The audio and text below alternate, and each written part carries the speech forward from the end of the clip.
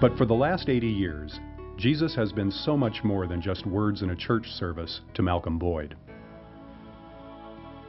Jesus has always been a companion, close, accepting, loving, guiding, present.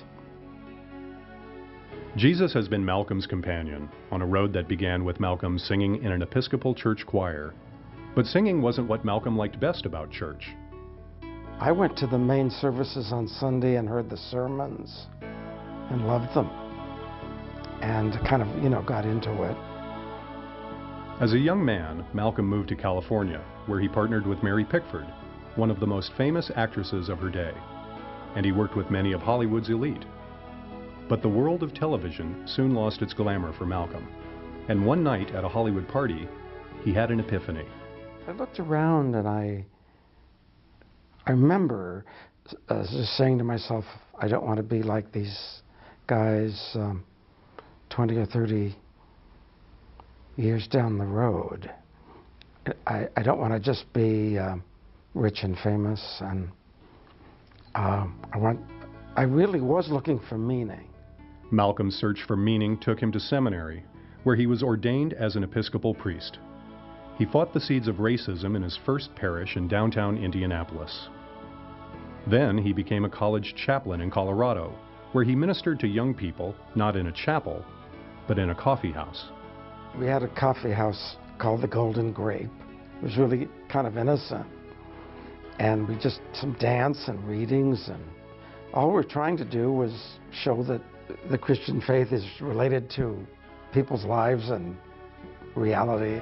Malcolm left Colorado and went to Detroit, where in 1961 he was invited to go on a freedom ride. I was scared, and so I sat up all night in a dark room, really asking God, did I have to do this? And I did have to do this as a moral human being.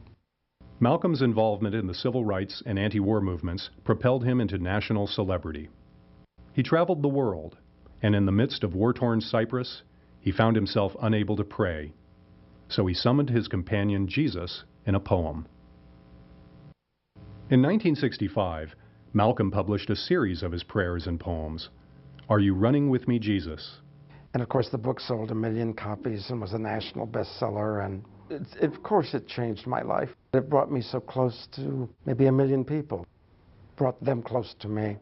Malcolm has written and edited over 100 books, and today is the poet and writer-in-residence at the Episcopal Cathedral Center in Los Angeles. Malcolm Boyd has been a champion of equal rights for women and gays, and now for our elders. Throughout it all, Malcolm says Jesus has always been by his side. Without Jesus, I wouldn't have a faith. God would be this mountaintop or very remote. It's the incarnation, it's the fact of God entering into a human life for a short lifetime that has made all the difference, certainly in my faith. And looking back over his life of activism, Malcolm says his most radical act was acknowledging the presence of Jesus in his life. Because when you come to Jesus, it's an act of acceptance, of surrender, of participation, of inclusivity, of love. Teach us the path, show us the way. They say everyone has a cross to bear, Jesus. And you once said, take up your cross and follow me. What do these things mean?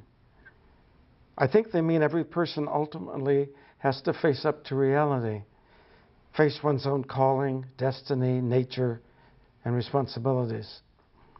In your own life, Jesus, you faced reality directly. You incarnated the truth as you believed it.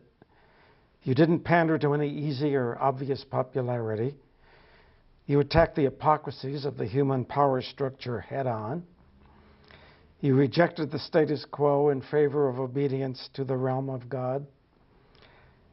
And when it came to taking the consequences, you didn't shy away from torture and execution.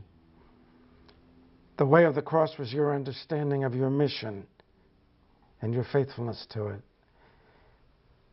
The way of the cross seems to be for every individual Christian the reality that dictates style of life, defines mission, and brings a person into communion with you.